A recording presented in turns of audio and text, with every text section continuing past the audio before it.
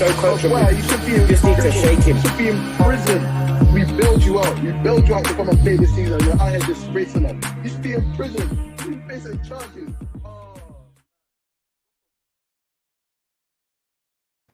Yes, my people. Welcome to another episode of the Final Third. We're back in the base, back in the building. How you feeling, Shem? I'm happy. I'm excited. Happy. It's your boy Kante's cousin Oluwashim Lori, live in the cup. We're good. We're happy. It's a Thursday. It's a Thank God Thursday. it's Thursday. Thursday's the new Friday. Looking forward to that new 4-day week when the government finally rolls that through. Thursday's the new Friday, man. They've been doing the trial for that. I just hope whoever's been doing that. Longest trial in the world. Longest trial in the world. I just hope they're doing their job. I hope this is when you decide to give your maximum amount of effort and just do your longest trial in the world. Give everything to your job right now because we need you more than you can ever. Yeah, them man in the trial, they've got to be working. They've really got to put you. We'll clap. They're who we clap for. Not the end. You get us this 4-day week. We're going outside at 8 p.m. on the Thursday. We're clapping for you because this 5-day thing can't continue for much longer. And we need some good news. Obviously, the government now just rolled off $1 billion to Ukraine to support the Ukraine war. The government, Nathan, already look at you. The government just allocated another £1.1 billion towards the Ukraine war, and we stand in solidarity with the brothers in Ukraine. But life is tough over here. We're starving. It's starving. Petrol's £2 a litre. Diesel's £2 a litre. Petrol's $1.90. What are we doing around here? Inflation through the roof. Yeah. It's not nice. It's not nice over here. That $1 billion, please. We need that domestically, Boris. And you're upping up defense. Bro, let me know if you make this a political podcast, but they've upped up defense funds from 2.3 to 2.5%. That's a very big difference, 0.2% when it comes to government expenditure. That's a huge difference. We're talking millions. But hey. Nathan said we're 8 minutes late. Nathan don't know that we all just clocked off. We're all working to the bone trying to make some money. We're just working to the bone. We're part of the trial list for the 4-day. We're trying our best to get you lot a 4-day week, and you're out here talking about 8 minutes late. We do what we need to do for the country. Cheeky bit of theft won't hurt. Anyway, I'm not going to promote theft. I'm not going to do it. If you know anyone doing stuff for half price, I'm not going to do it. Legit. I'm not going to do it. I'm not going to do it. Anyone doing half price? Everyone knows anyone doing half price petty. Report them to me. Report them to the Final Third comments. Put their possibly a contact, something. We will deal with it from there. We will deal with them. Don't ask any other questions about the investigation. We will deal with it. You just give us the details. Do that. Thank you. Start selling fuel like the Sun Pride bottle.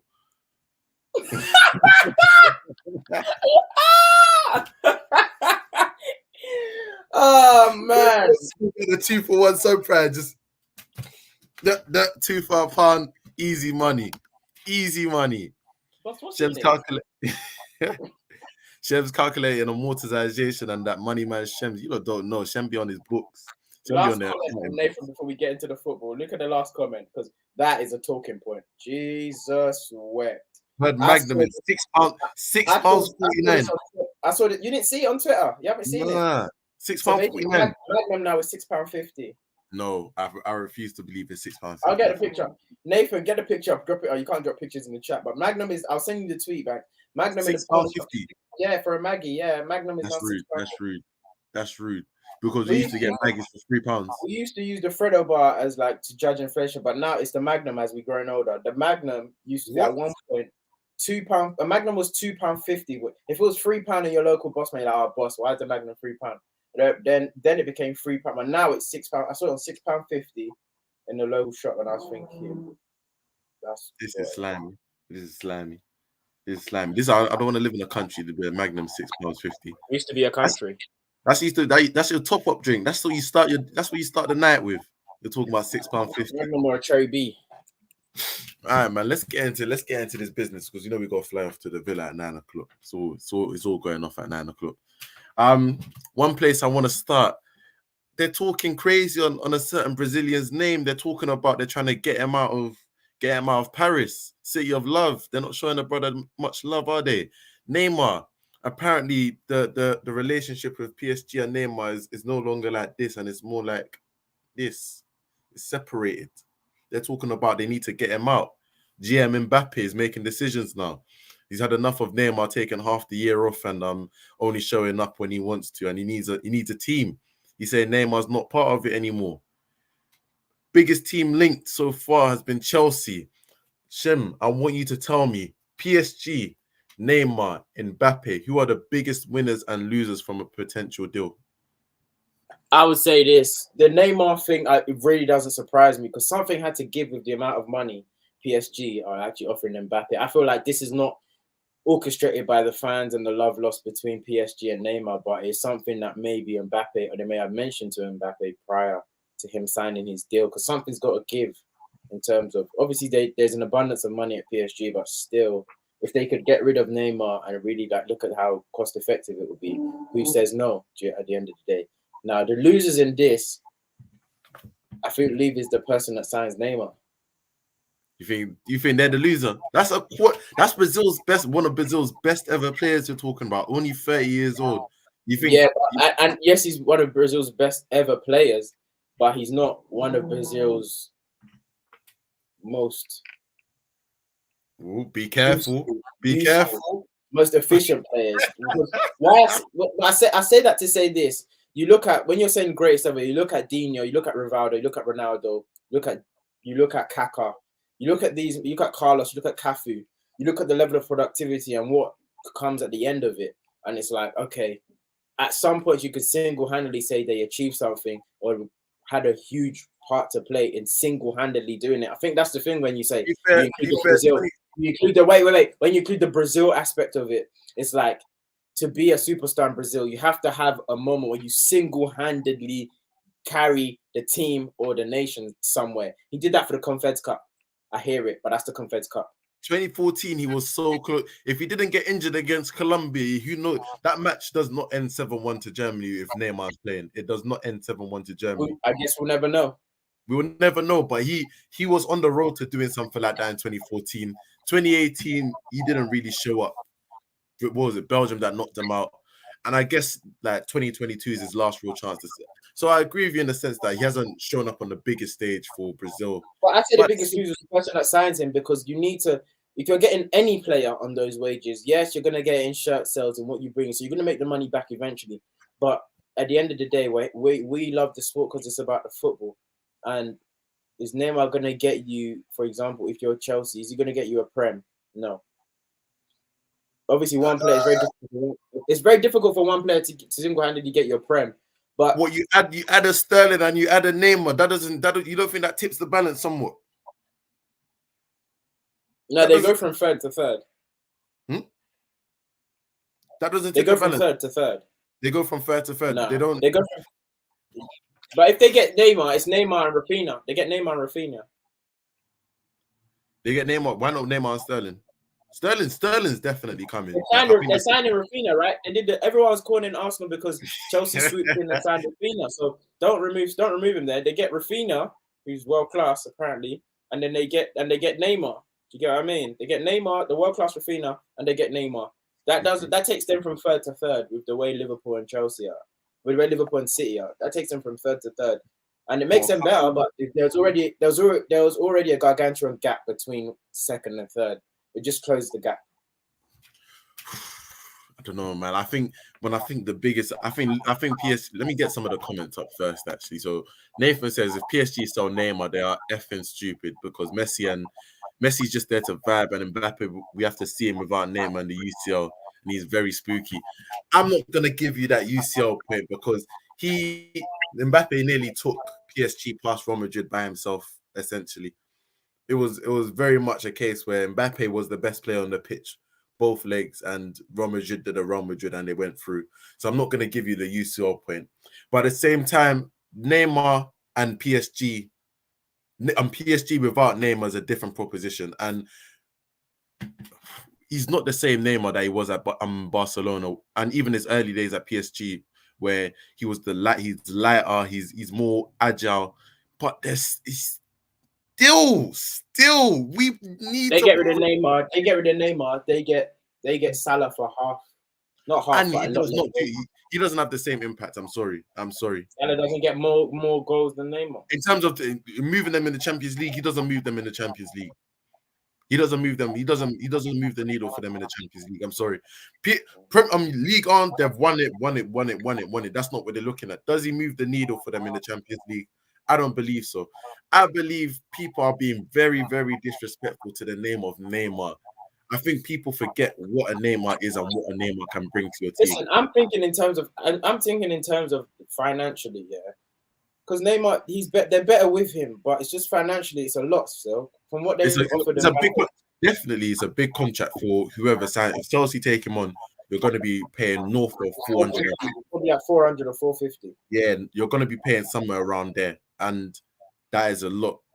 And essentially, again, like if you're paying that much, you're going to have to build your team low key around him. And again, he's not really a winger type anymore. That's got the energy or the athleticism to be getting up and down the wing. You need to be playing him closer to goal, or giving him that free roll where he can go and do what he wants essentially. And that's not something that's favored by a lot of coaches right now. But boy, if you do give him that freedom, I'd love to see that in the Premier League. I can't lie to you, man.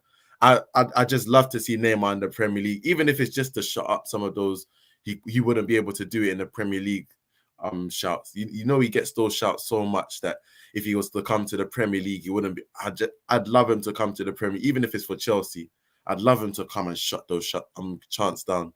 I love him to come and shut it down because people chat so much rubbish on the player's name, so much rubbish. They'll say Bowen can do it in the Premier League, but they tell you Neymar can't. They'll tell you Bowen can do it in the Premier League, but Neymar can't. I've never once said that though. I've never once said that he won't do it in the Prem. No, it's not you, Dan, but those shouts in general just. No.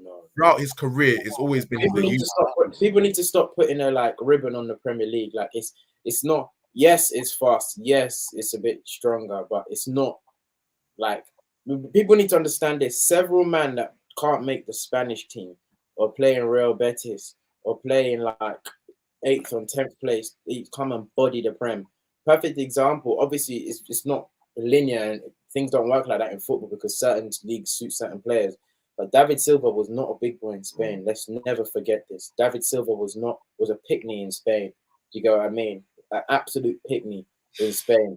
Fabregas, let's not lie, pickney in Spain. Do you get what I mean? In Barcelona, and they was playing in false nine because he couldn't. Yeah. He was a bench warmer in Barca. Do you get what I mean? So people that even when Alex Songman over there, do you get what I mean? Like being like who for example, Firmino, obviously he was a lot younger when he was in Bundesliga. He's Pitney. So man, I Pitney in other leagues, but then they come and like vice versa. People go to other places and they bad it up. Like Tammy Abraham will go to Roma and he's a big boy in Serie A. Do you get what I mean? So let's not say the Premier League is big juggernaut where everyone can't. Do you get what I mean? Hella man have come Premier League and batted it up out of nowhere, and Premier League strikers that couldn't bat it up in the Premier League, or Premier League players that couldn't bat it up in the Premier League have gone to other countries. We need to just accept that Premier League ain't the be all or end all. One thing we can agree on. The biggest flop that came that way though. From which way? La Liga to Prem. That actually fits that whole couldn't do it in the Prem. Is Roberto Sardada. Oh, that was nasty. Yeah, there's not much comeback to that. There's not much. If you lot, Nathan, you lot over in the comments. If you lot find one worse than that, drop it in the comments before we move on to Ronaldo. No, I don't think you can stop it. 30 mil he was that back then. Huge money. He was supposed to be the guy. Yeah, no. Soldado came to the Premier League. When you just look unathletic, like there's no fast twitch fibers in your body. Soldado scored, and then he scored 2 penalties. Like I think 3 games, and everyone said, "Okay, yeah, when he gets one." I think he scored 3 pens in a row, 3 pens, 3 games. And they were like, "Okay, now it's like buses. It's gonna start coming." But yeah, yeah, nah, man. Neymar to Premier League. I just want to see it. Man. Maybe it won't make much sense tactically. It may not make much sense financially, but I want to see it. I need to see it before my lifetime.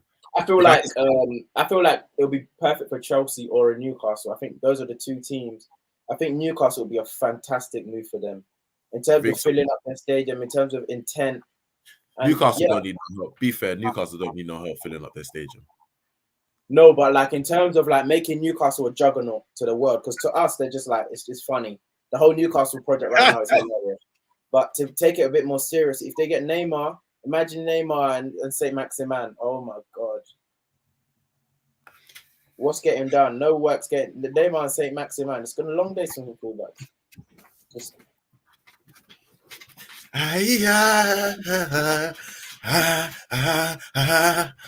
and then Bruno G pulling Bruno G and then Bruno G pulling strings. It'll be jokes.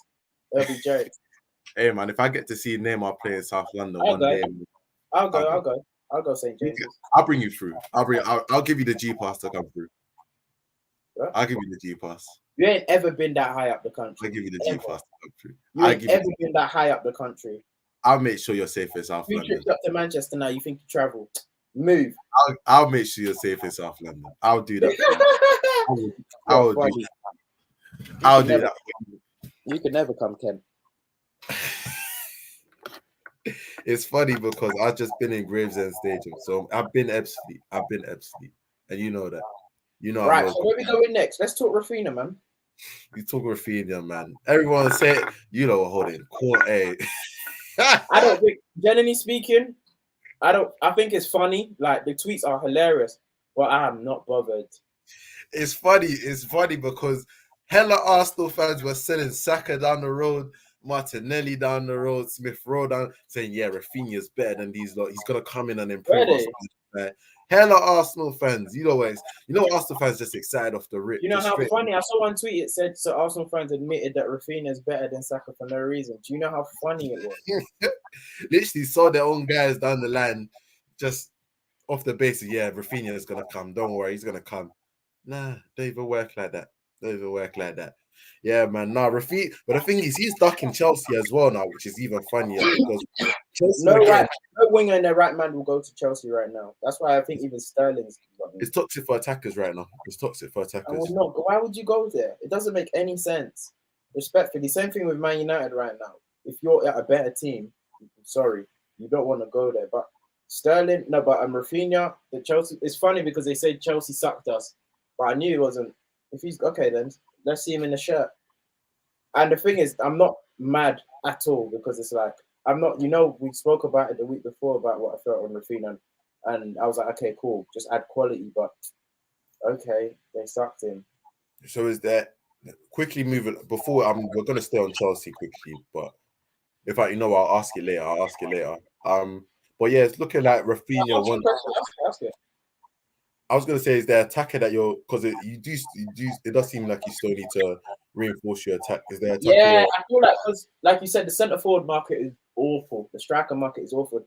Who else is there really that's top now? Osimhen. It's like how much you signed Nketiah, signed Gabriel Jesus. You still need another striker. 100%. That's awful. You think so? I think that's what Arteta's going with. You know why you need another striker? If that's the case, Arteta should train those boys to never put that ball in the air. I don't want to see one cross. The ball shouldn't come. The ball shouldn't come above 4 feet from the ground. Because what aerial duel are you gonna win as a striker with going into a season with Nketiah and Gabriel Jesus? Nathan's agreeing with you. Said we do, Banks. We need some sort of target man to hold up the ball. That's 3 different profiles of striker. I mean, it's not crazy, but for strikers, especially if you're going to play one up front, I just don't see how you share out the minutes. Because you've given Nketiah 100. You need someone with a physique. They could still they might. You need someone with a physique. Even though Arteta didn't, Aubameyang didn't have a physique, he was a certain height. You need someone who's a little bit tall, maybe a little bit of a presence, a little bit physical. Aubameyang's not physical, but a little bit. You get so.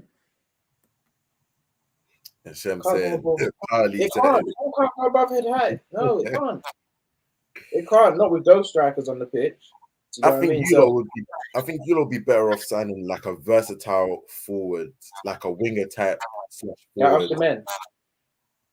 Osimhen. Not really Osimhen. I'd say more.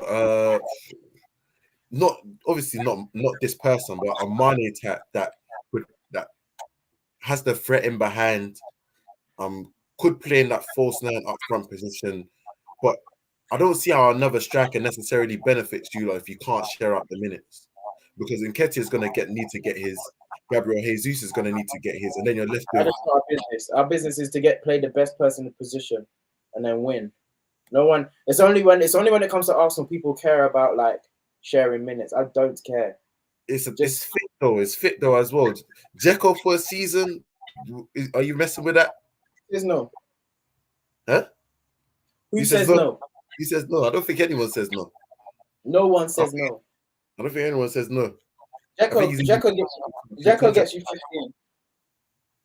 Dzeko gets you 12 in. Dzeko gets you 15. Dzeko gets you 12 in 30 games, and for a third choice striker, that'll be very good. Dzeko gets you 15. Dzeko does not get you 15 in the Prem. I didn't say Prem. In all competitions. I said Dzeko gets you 15. 15 what? 15 goals. If they end up being Prem goals, Dzeko gets you at least 15. Well, you're saying Dzeko gives you 15 goals across the season. Yeah, 100%. I'm not mad at that.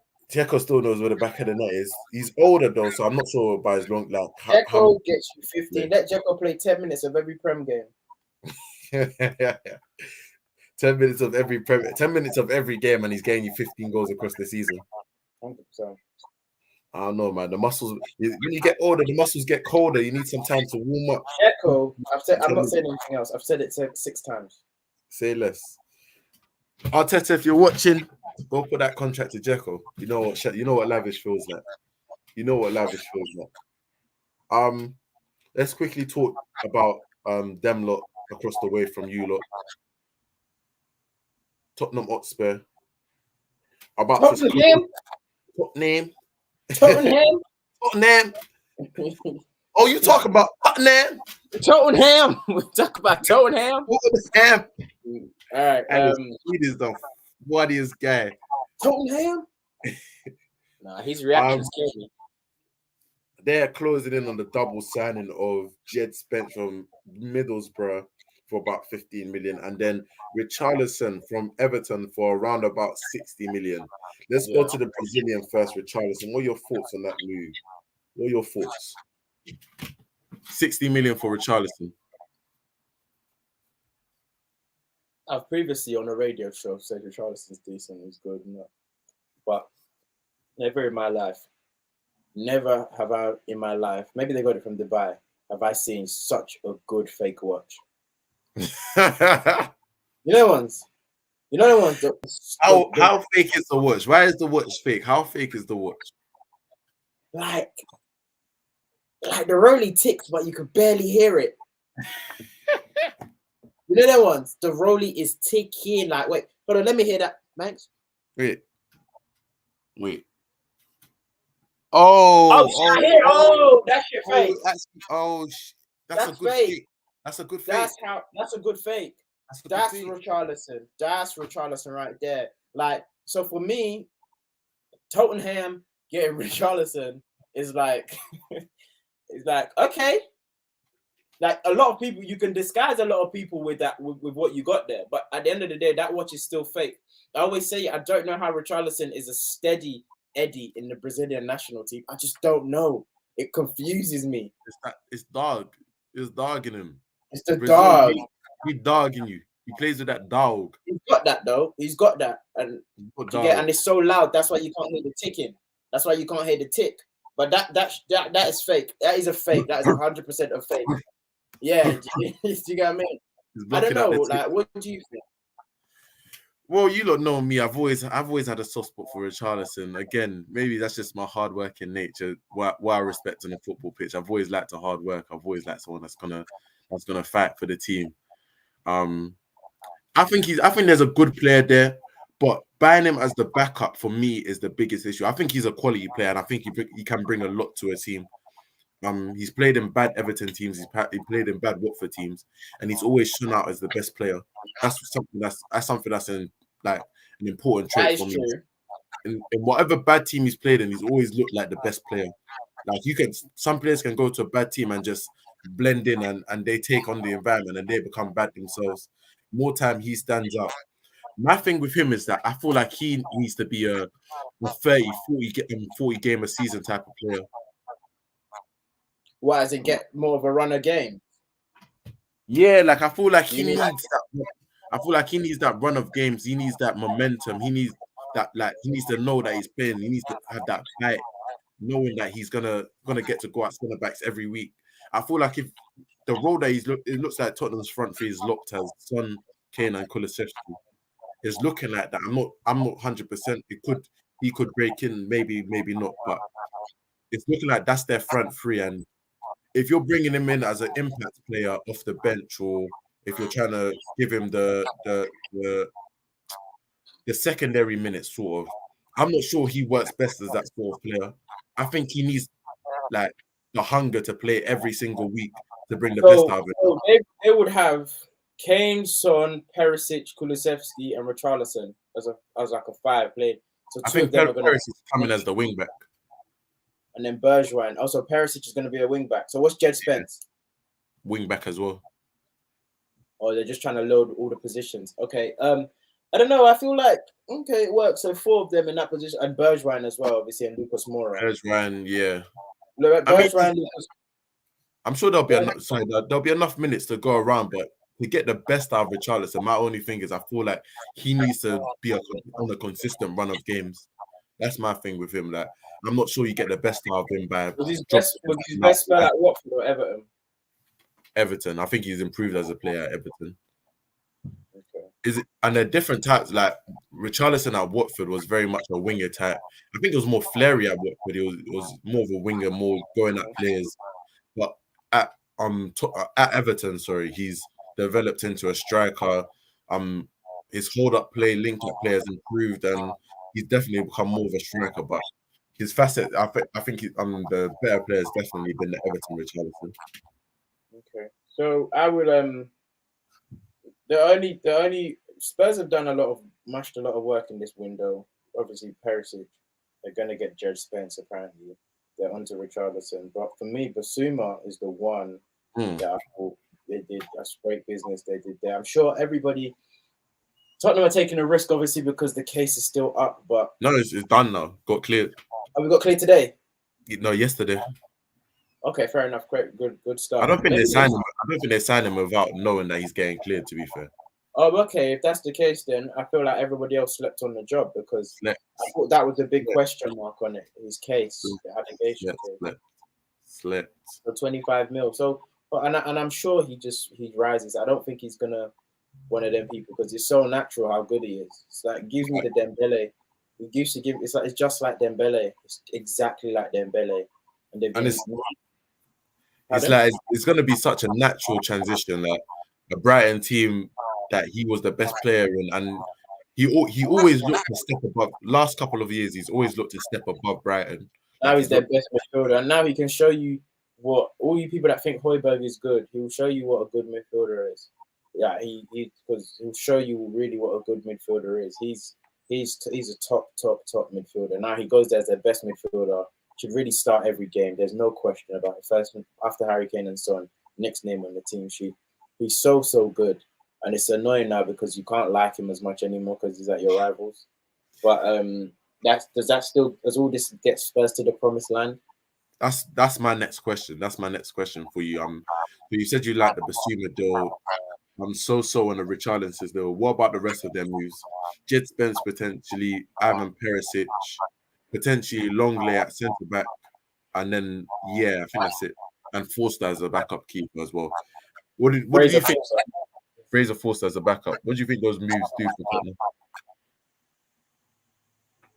It cements them in fourth. Maybe they get to challenge for third. Actually, tell a lie. And then do these not get Neymar and Raphinha? You Chelsea? Yeah. Let's say right now they get Sterling and Raphinha. Sterling and Raphinha, and they get those. I think on paper Tottenham will go third. I think we need to start putting some expectations on Tottenham now, man. I think everyone should. I've been saying this. It's been about 8 years, and Tottenham get away with no expectations every single year. It's so annoying. Every single year, Tottenham's expectation is top 4. Every single year, and everyone just lets them get away with it. If they come 7th instead of coming 4th, oh well, it's Tottenham. If they're gonna argue about being big and all this stuff, let's give them the expectations you give the people around them. Do you get what I mean?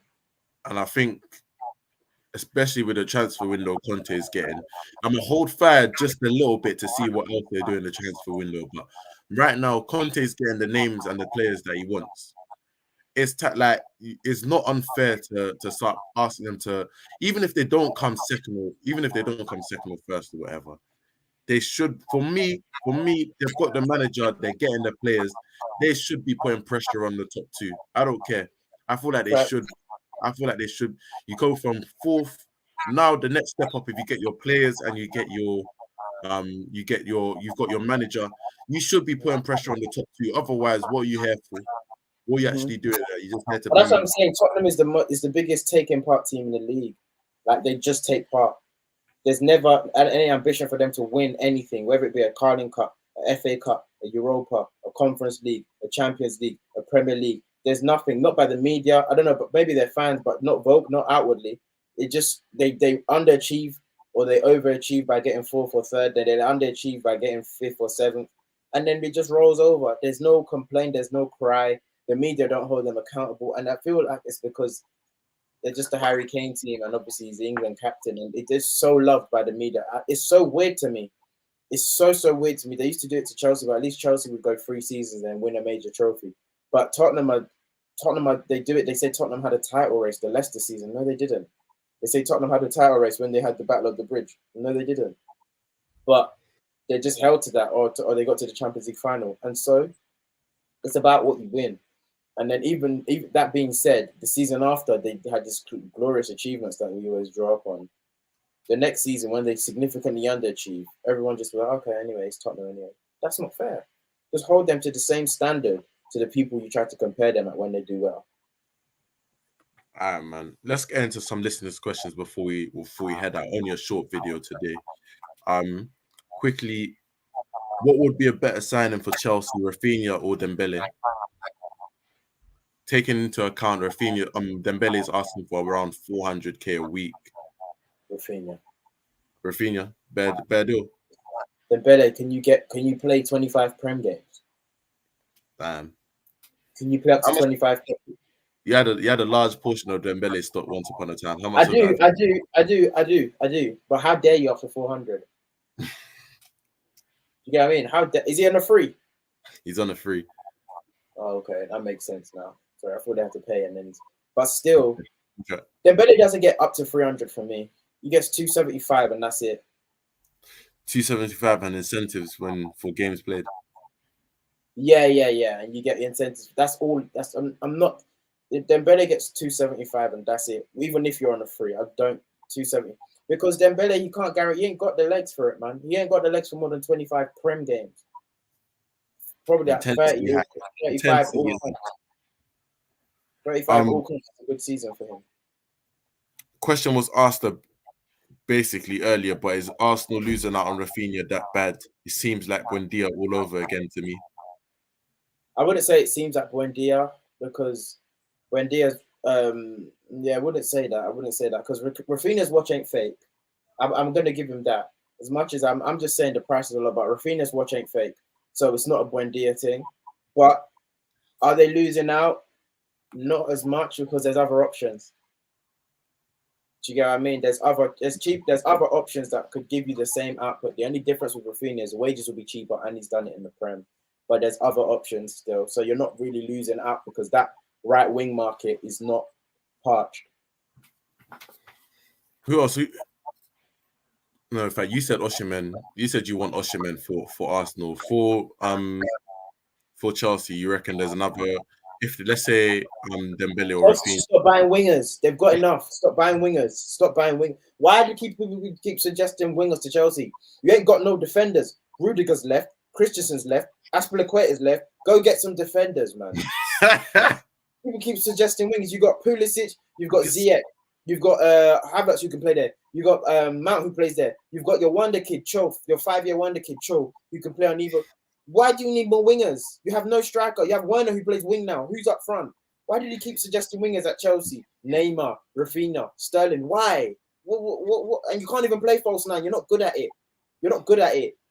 You're not good at play. Go get a striker and get some defenders. Move to the next question, man. Final question, man. Should Arsenal rather spend another 140 million on a CM, winger, and DM instead of wasting time on Raphinha? Should Arsenal spend another what? 140 million on a CM, winger, and DM instead of wasting time on Raphinha. So what in fact, I'll reword this question a bit so that it's easier to answer. What should Arsenal's priorities be for the remainder of the window? You've signed Fabio Silva, you signed Gabriel Jesus, you've signed Matt Turner, you've had William Saliba come back on loan, you've signed Nketiah to a new deal. Am I missing anybody up? No. Okay. What should Arsenal's Did Guendouzi go back? Guendouzi? Did he go back? Because he's Guendouzi's gone. Arsenal's priorities Arsenal's main priority should be a world-class central midfielder. Okay. No, Arsenal's main priority, should be a world-class striker. But now, if you say who should they get, I can't think outside Osimhen because I feel the market is so parched. If you tell me Isak, is he world-class? Exactly. On FM, yeah. In real life, no. But if you get a world, because that midfield market is not parched. So I feel like you can get a world-class midfielder, and then so my first priority would be that or like a goal-scoring winger because it's the striker. The striker is what we need the most, but there's no one to get. So I'd rather you not spend 50 mil on someone who's like yeah, or go get a good goal-scoring winger like you suggested. But what's guaranteed is there are world-class central midfielders that you can get. Talisman hype. Are you looking? I can't remember if you thought. No Talisman. No. Talisman hype dead. Fair enough. Nunes, I feel like Nunes will be a lot better than Who? Neves, sorry. Oh, Neves. I'm saying Neves. Neves. I'll pick Neves over Tillman.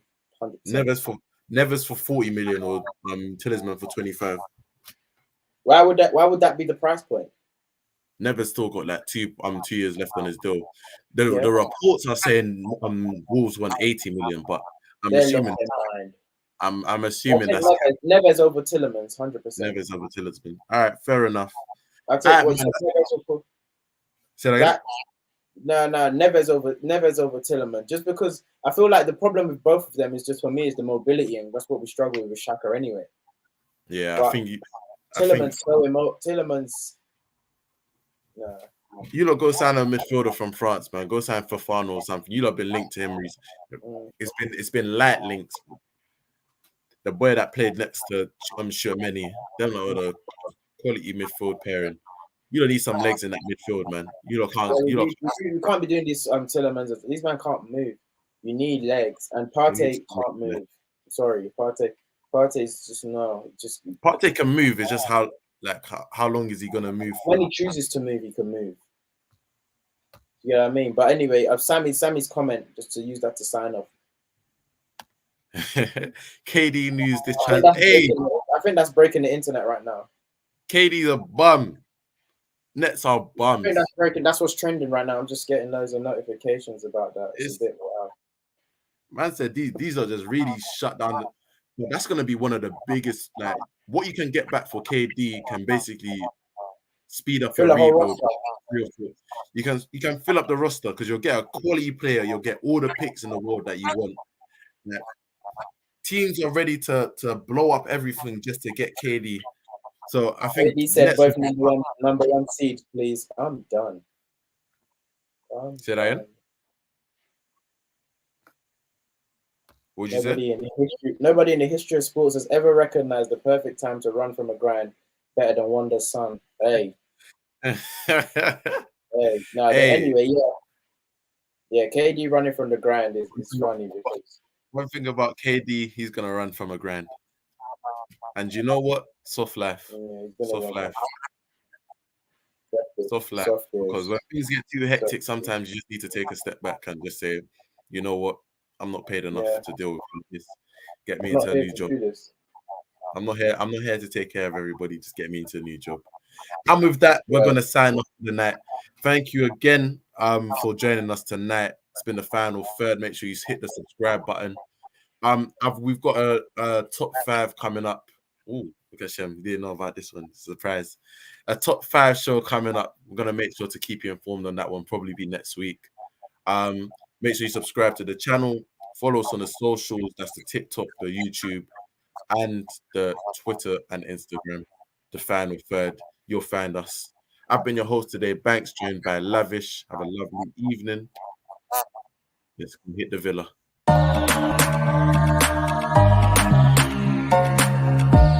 You are now listening to The Final Third. I think Pepe's so comfortable. Wow, you should be in just need to prison. shake him. You should be in prison. We build you out. We build you out to come and play this season. You're out here disgracing us. You should be in prison. You basically